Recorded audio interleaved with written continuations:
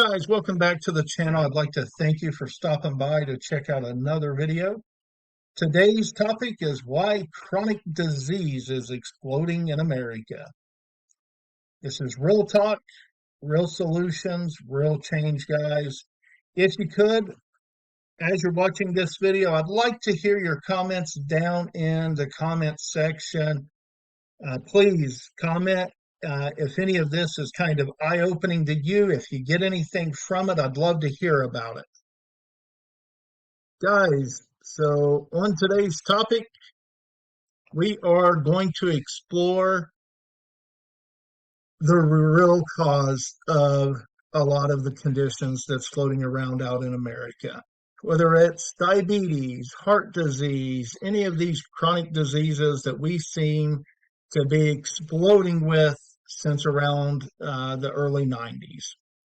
I fall into those categories in a couple ways. I have severe diffuse fatty liver, I have type 2 diabetes. It is something I'm working through. I am on medications from a doctor. I am hoping to get my health and take it back and put it in my hands again and get it out of doctors' hands, because I'm not about the life of just being fed meds and told this should make me feel better when they don't.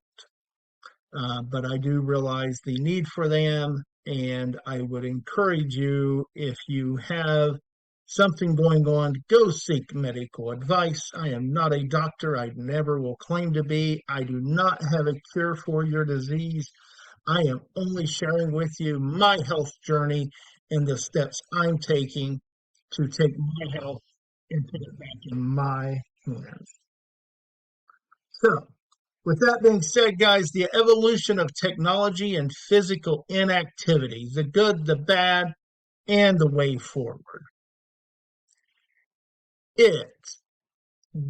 This article talks about our history, what we have done to get to where we are at today. And it is, if you think about it, it is one of the leading causes in a lot of the things that we have going on today. Right? And I can say that because the realistic of it is we created our problem. We have to fix our problem. No one's going to come riding in on a shiny white horse to fix it for us. Right? But if you are suffering from many of the things, you need to really reflect on what life has evolved to over the years, right? We're more suburban.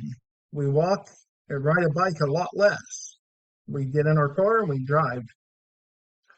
We have less physical labor jobs.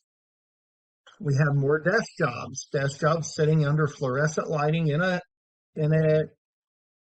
office, right? We don't supplement our time out. We don't supplement getting that vitamin D that we get from the sun. We don't go to the gym and work out like we should, or at least I didn't. I still really don't do it that much. I do try to get in a day or two a week when I can. But the one thing that I definitely do now, I get out, I get some sun time at least 3 days a week. I go to a park, take a nice little walk, helps my diabetes drastically doing that. I see great numbers off the bat. Within the last half a mile of my walk, I see better numbers than when I started my walk, which is a great thing. But this is kind of mapping out where we have come and how I feel like we've been to a point where we got to where we are today.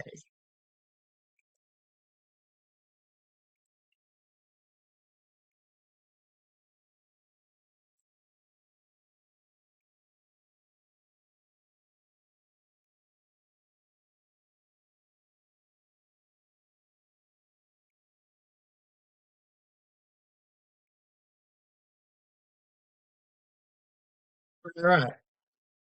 Preventing chronic disease.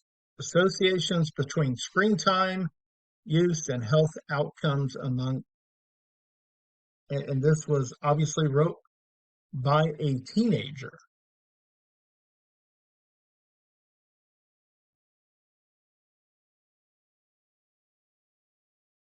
Results. Teenagers with higher non-school work screen use were more likely to experience a series of adverse health outcomes, including infrequent physical activity, infrequent strength training, being infrequently well rested, having an irregular sleep routine, weight concerns, depression symptoms, anxiety symptoms, infrequent social and emotional support, and insufficient peer support. Conclusion. Results of this study include associations between high screen time and poor health among teenagers using self-reported data. Future work may further investigate these associations or underlying mechanisms, including the content views on screens and the interactions taking place across screens. So again, guys, these, like all of my videos, will have the links down there nice and neatly in the video description. You can go out, you can read these yourself. This specific one is from the CDC.gov, and we all trust those guys, right? Moving right along, guys, to the next one. This is the National Library of Medicine. It is from Dermatoendocrinology. Vitamin D is the sunshine vitamin that has been produced on Earth for more than 500 million years.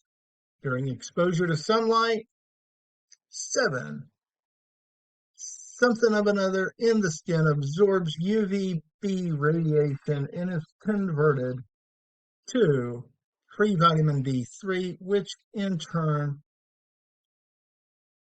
isomerizes into vitamin D3. So again, guys, this right here is saying sun exposure helps increase vitamin D3. When was your last test checking your vitamin D3?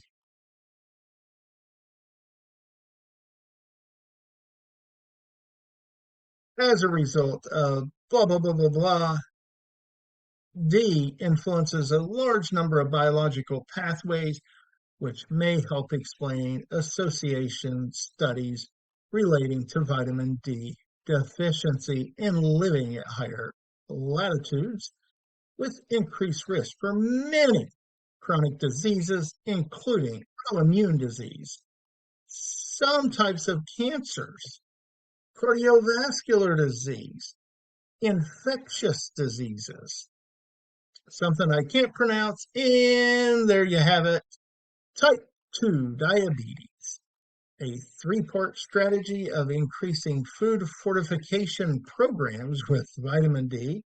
And don't get me on my tangent on fortifying food. I think it's nonsense. Sensible sun exposure recommendations and encourage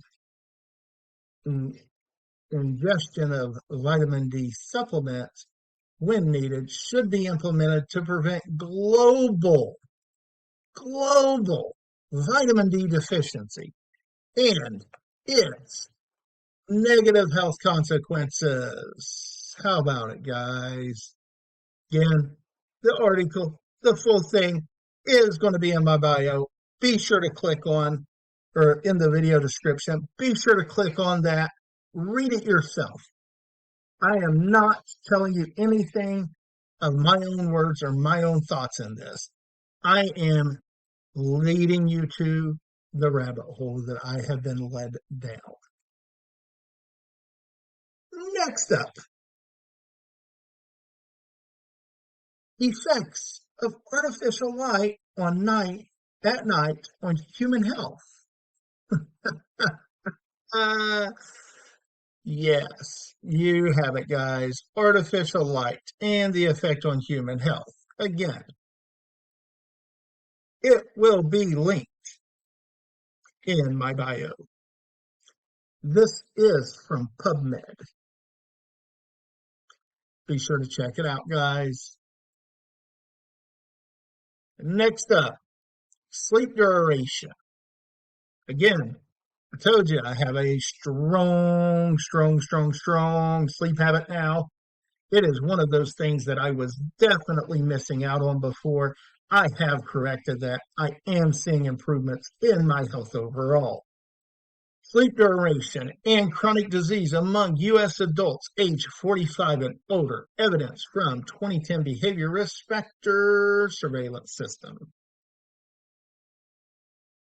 Again, results. Nearly one third, or an estimated 11.1 million of respondents aged 45 years and older reported being short sleepers, 6 hours or less. Being optimal sleepers, 64% being optimal sleepers, 7 to 9 hours, and 4.1 long sleepers over 10 hours.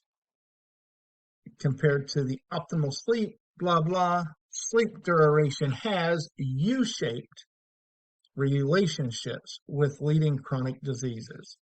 Further prospective studies is needed to determine how mental health and maintenance of normal weight may interact with sleep duration and prevention of chronic disease. Again, it will be linked in the bio, guys. You just have to go check it out on your own.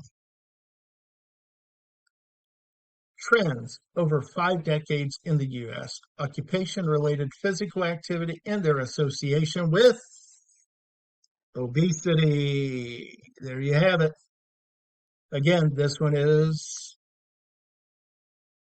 the conclusion. We'll read the conclusion. Over the last 50 years in the U.S., we estimate that daily occupation-related energy expenditure has decreased more than 100 calories. And this reduction in energy expenditure accounts for a significant portion of the increase in U.S. body weights for men and women. So, if you're carrying an extra few pounds around, like I am, this would probably be right up your alley of need to reads.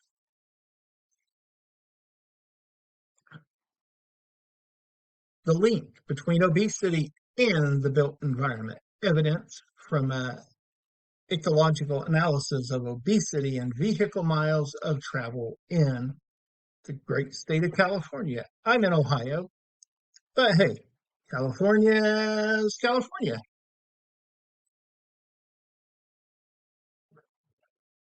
Obesity and physical inactivities are known to be risk factors for many chronic diseases, including hypertension, coronary artery disease, diabetes, and cancer. We start to explore the association between an indicator of transportation data, miles of travel at the country level, as it relates to obesity and physical inactivity in just California. And again, this article will be linked down in the description. And let's go ahead and pull this full circle because at that same time, there was one other thing that has changed. It started changing severely. You can do your research. Let's be honest, it started changing when my grandparents were alive and probably around the time they had my mother. And it continues to change year after year, day after day. It is the way we process our foods. We are no longer a country that lives farm to table. We are a country that lives, let's process that crap and make it last as long as we can on a shelf. And that processing of that crap that we buy at that store, coupled with not getting enough sunlight, not getting enough physical activity, is truly the leading cause of probably 90% of all chronic diseases. I say probably because guess what? I'm not a healthcare professional. I cannot give health advice. I can just lead you to the rabbit hole. You have to want to take that extra mile. You have to want to take the extra step and click on those links in the video description. Guys, that is really all I have for you this time around. This is my health journey. It is real talk, real solutions, and real change. I thank you for watching, guys. If you could, and you like this content, subscribe to the channel, give it a thumbs up. It is greatly appreciated. Until next time, guys, I'm Ben. I will see you around.